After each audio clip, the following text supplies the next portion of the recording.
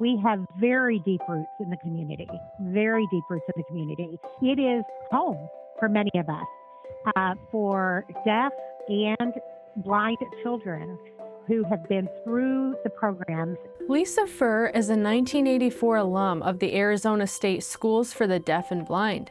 She's one of many who are hoping to stop the relocation of a historic Tucson campus to Oro Valley. But after more than 100 years on West Speedway Boulevard, ASDB is on its way north, and community members are reeling with the effects. A combination of budget shortfalls, low enrollment of about 114 students, and deteriorating buildings on the 56-acre campus is making it difficult for the school to stay afloat. Here's District Superintendent Annette Reichman. While the ASDB facilities team has done its best to keep both campuses safe and comfortable for staff and students, this is becoming less achievable, particularly on the Tucson campus. It's an issue facing several school districts in Pima County. Continuously falling enrollment, brought on somewhat by the declining birth rate, is sinking the schools that depend on per-pupil funding from the state.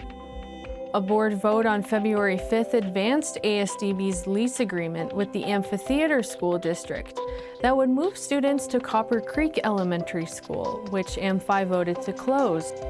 It's about 15 miles away from ASDB's current campus, and according to AMPHI, has the capacity to hold more than 800 students. ASDB parents have been left with a lot of unanswered questions in this process, which has unfolded in less than a month's time after families were notified of a potential relocation.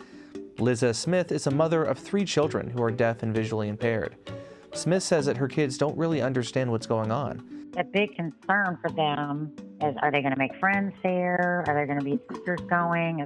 I know a lot of staff, they're in the process of laying staff off, so I'm not sure if my kids are going to see the same teachers that they recognize. Furr said that the isolation will be the biggest hurdle for the children. They need role models that are also deaf and blind so that they don't grow up isolated. And if ASDB is closed, then they will struggle and be hurt even further.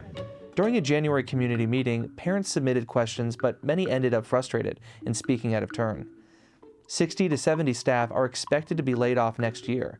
One staff member at ASDB who wished to remain anonymous wrote to AZPM, stating, "On top of it all, my job is now on the line. I've yet to get answers to the most burning questions. Reichman is being very vague, and her total transparency is numb."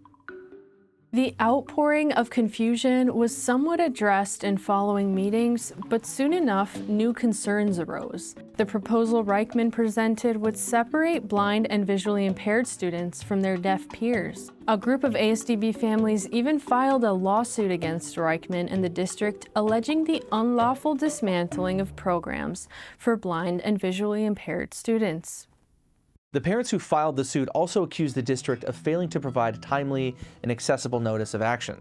Donald Porterfield, who is the president of the National Federation of the Blind's Board of Directors, sent a letter to ASDB in January. The letter starts, "Our concerns are not about the decision to reorganize campuses or programs, but about the process, communication, and equity of planning for blind students as these changes move forward." When it came time for the board to vote, ASDB officials were met with resistance from families at a meeting in Phoenix. One parent, Randall Kidd, called for more honesty from school officials. However, if you make decisions on your own, how then do you expect the community to stand up and support you when you say that you're going to be transparent, yet the community has no communication or access? Please be transparent, communicate, and work with us. Thank you. Donna Lambert is a social worker for ASDB and has been employed there for 25 years. She said financial issues are an agency responsibility, not something to burden students with. For many students, it is the first place they have felt safe, understood, and able to truly learn. Many arrived after experiencing bullying, isolation, academic failure, and lack of access vision-specific instruction in public schools. On this campus, they are not surviving, they are thriving. They are building independence, confidence, and essential skills. A week after the board meeting in early February, an ASDB board member from Tucson handed in his resignation. On February 16th, ASDB sent out a letter to parents confirming that visually impaired students would not be moving to Copper Creek alongside their deaf peers.